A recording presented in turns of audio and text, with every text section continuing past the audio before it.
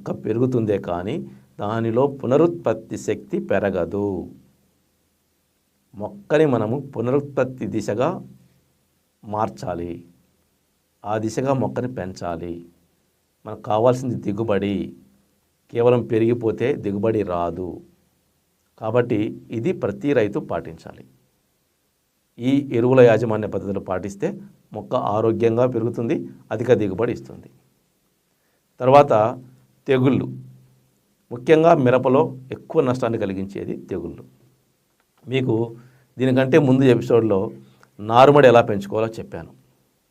అలా పెంచుకొని తీసుకొచ్చినటువంటి మొక్క ఆరోగ్యవంతంగా ఉంటుంది. మీరు అడిగి మరీ తెచ్చుకోండి. మీరు మొక్కల్ని ఇలా పెంచారా అని చెప్పేసి అడిగి మరీ తెచ్చుకోండి. అటువంటి మొక్కను నాటినప్పుడు ఆరోగ్యవంతంగా ఉంటుంది, వ్యాధి నిరోధక శక్తి ఎక్కువగా ఉంటుంది. అయినా సరే బాహ్య ప్రపంచం నుంచి తెగుళ్ళ ఉధృతి మనకు సోకిందనుకుందాం.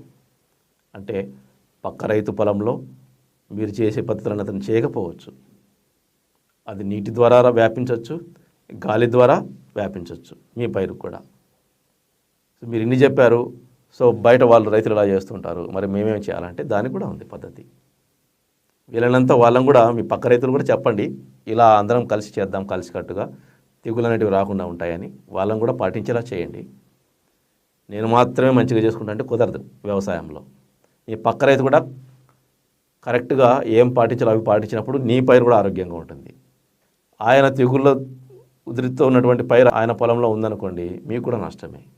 కాబట్టి సమిష్టిగా రైతులందరూ సమగ్రమైనటువంటి సమాచారాన్ని సేకరించి అందరూ సమిష్టిగా ఆరోగ్యవంతంగా పైరుని పెంచాలి. అప్పుడే తెగుళ్ళ ఉధృతిని మనం అరికట్టగలుగుతాం. కాబట్టి ఈ బాహ్య ప్రపంచం నుంచి వచ్చే ఈ తెగుళ్ళ ఉధృతిని ఎలా తట్టుకోవాలి అనేది మనం తెలుసుకుందాం. మనం ఎప్పుడైతే దుక్కిలో ఈ జీవన ఎరువులు, జీవ నియంత్రకాలు వృద్ధి చేసుకొని వేస్తామో అప్పుడే ఈ వేరుకులు తెగులను అరికట్టే పద్ధతిని మనం చేసేసాం.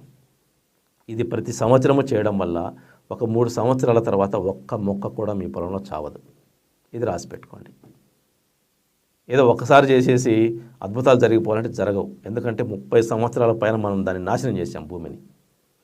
ఆ నాశనం చేసిన భూమిని తిరిగి మనం పునరుజ్జీవం కలిగేలా చేయాలంటే కనీసం 3 సంవత్సరాలు పడుతుంది. ఆ తర్వాత కూడా ఆపకండి, కంటిన్యూ చేయండి దీన్ని. కానీ 3 సంవత్సరాలు పడుతుంది దాన్ని పునరుజ్జీవం కలిగేలా చేయాలంటే. సో అలా వృద్ధి చేసుకున్నటువంటి జీవన ఎరువులు, జీవ నియంత్రకాలు వృద్ధి చేసుకున్నటువంటి మిశ్రమాన్ని ముందుగా దుక్కిలో వేయడం వల్ల వేరుకుల తెగుల నుంచి మనం రక్షించగలుగుతాం.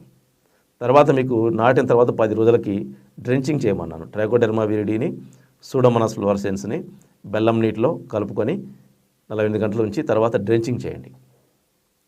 అలా చేయడం వల్ల వేరు వ్యవస్థ ఆరోగ్యంగా ఉంటుంది. ఎందుకంటే ఎక్కువ తెగుళ్ళు మనకు భూమి నుంచి సంక్రమిస్తాయి కాబట్టి ఆ వేరు వ్యవస్థ ఆరోగ్యంగా ఉందంటే వాటిని దరిచేరనేది. తర్వాత కూడా మళ్ళీ డ్రెంచింగ్ చేసిన తర్వాత మళ్ళీ ఒక 15 రోజుల వ్యవధిలో మళ్ళీ ఒకసారి pseudomonas fluorescens 1 kg, bacillus subtilis 1 kg, అంటే ఫ్లిక్ సర్వర్ 1 kg చొప్పున తీసుకొని మళ్ళీ బెల్లం నీటిలో 48 గంటలు నానబెట్టుకొని వృద్ధి చేసుకొని దాన్ని పిచికారీ చేయండి. ఇది పిచికారీ చేసే టైంలో ఎటువంటి కెమికల్స్ కలపకుంటే చాలా మంచి రిజల్ట్స్ వస్తాయి. మీరు ఒకవేళ ఏదైనా పురుగు మందు స్ప్రే చేస్తుంటే మాత్రం అప్పటికప్పుడు డ్రమ్లో పోసుకొని స్ప్రే చేయండి. కానీ తెగులు